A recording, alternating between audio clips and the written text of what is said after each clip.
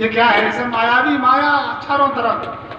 फिर वो जब निकलेंगे उससे पहले कैमरे वाला अपना कैमरा ऑन करेगा, दरवाजा खुलेगा, वो ठीक ठाक बैठे और फिर उसी समय से कैमरा चलेगा मंच तक।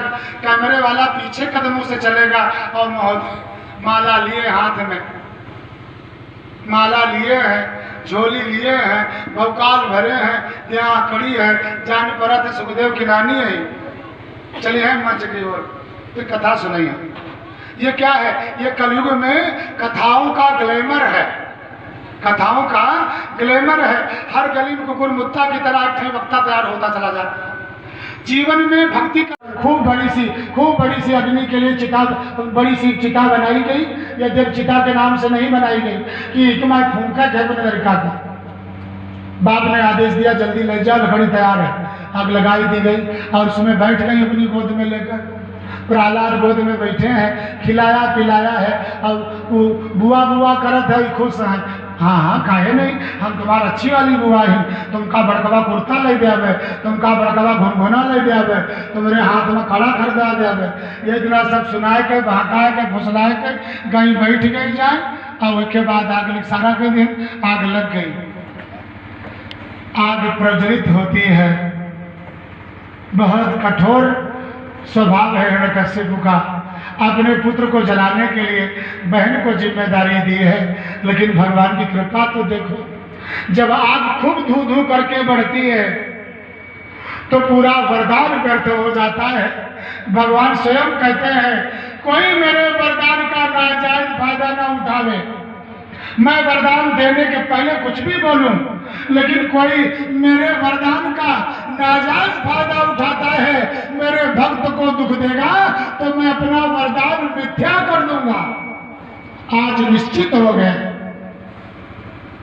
भगवान ने अपने संविधान में संशोधन किया, वरदान दिया है। एक वहां एक मीटिंग हुई, अर्थात एक सभा। अब क्या होगा?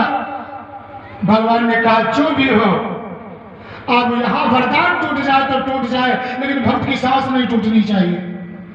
जो अपराध भगत का पूजा की जाए, खूब सम्मान किया जाए, बड़ी देर तक कई घंटों तक अगर उसकी पूजा की जाए तब वह प्रसन्न होकर सुवर्ण प्रदान करती है, सोना प्रदान करती है। एक दिन में 8 भार सुवर्ण प्राप्त किया जा सकता है। पैमाना लिखा है श्रीमद् भागवत महापुराण में। उसको समझाना तो मूर्खता के लक्षण है, लेकिन उसका एक अर्थ है। एक भार का मतलब लगभग 20 किलो। एक भार का मतलब जैसे मिलीमीटर का, फिर मीटर में, फिर ऐसे ऐसे पैमाना बना है ना कि 1 ग्राम, एक इतने ग्राम, फिर इतना ग्राम, फिर इतने ग्राम, कितना ग्राम, और फिर जाकर किलो बनता है। उसी तरह श्रीमद् भागवत महापुराण में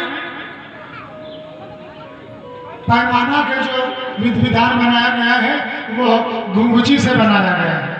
क्योंकि सोना काहे से तोला जाता है? आज भी रत्ती माने पहुंचे और उन्होंने अपना डमरू बजाया। डमरू बजा करके कहा कोई भी जीव यहाँ पर रहना नहीं चाहिए। कठोर ध्वनि हुई डमरू की, सभी जीव वहां से भाग गए, क्योंकि भगवान शिव की आज्ञा थी डमरू इतनी तेज में बजो, इतनी ध्वनि करो कि कोई भी जीव यहाँ रुक ना पाए। अब जरा सोचो, जब डीजे बाजत तो जीवित हुआ था, धम धम हुआ था कि नहीं हुआ? जब डीजे बाजत है ज्यादा पावर वाला, तो जो बीमार परेशान उनको दुख महसूस होता है। जब ज्यादा पावर वाला डीजे बजाते हैं फुल वॉल्यूम में, तो ऐसा लगता है धरती में कंपन हो रहा है, बिल्डिंग में आवाज टकराती है, कंपन होता है, वाइब्रेट होता है माहौल।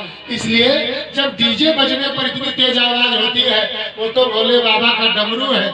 सुनसान एरिया में उस पर्वत पर बजा, भोलेनाथ की इच्छा थी डमरू भी इतनी ध्वनि करता है कि सब जीव भाग जाते हैं। त्रिशूल से कहा कोई भी यहाँ रहना नहीं चाहिए। डमरू और त्रिशूल ने सब जिम्मेदारी निभाई, वहां पर कोई भी नहीं रह गया।